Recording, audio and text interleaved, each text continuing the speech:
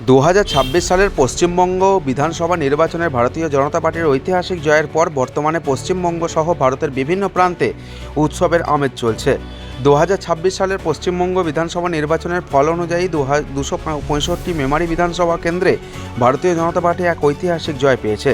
Howrah seat জিতিয়ে দেখিয়েছে BJP প্রার্থী মানব গুহ।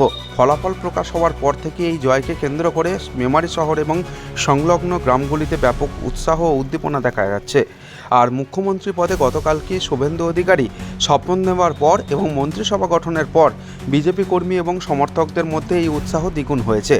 রবিবার তথা এদিন মেমারি তথা জেলার বর্ষিয়ান বিজেপি নেতা বিশ্বদেব ভট্টাচার্যের নেতৃত্বে দেবীপুর রাম কমিটির উদ্যোগে মেমারির দেবীপুর এলাকায় একটি বিজয় মিছিলের আয়োজন করা হয়। এই মিছিলে স্থানীয় বিজেপি কর্মী নেতৃত্বরা সকলে জয়ের আনন্দে মেতে ওঠেন। সকল দলীয় কর্মী সমর্থকদের সাথে মিছিলে অগ্রভাগে পা মেলালেন নেতা বিশ্বদেব ভট্টাচার্য।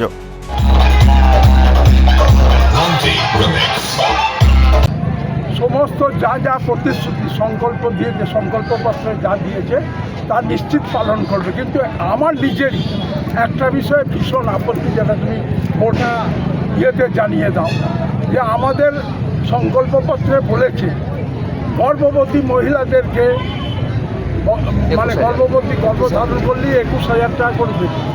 আমার এটা একটা বক্তব্য, এই কথা আমার মোদিজি, এই কথা আমার শুভেন্দু অধিকারী, এই কথা আমার শ্রমিকরা রাখতে পারবে কিনা আমি জানি না।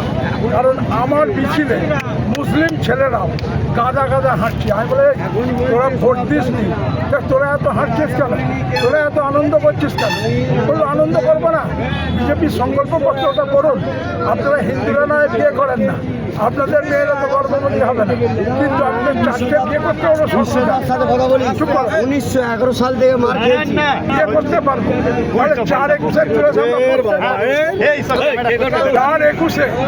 84,000 টাকা বছরে পাবো আর 15,000 টাকা ভাতা পাবো মাসে। তাহলে আমরা তো আনন্দ করবো, আমরা কে আনন্দ করবো?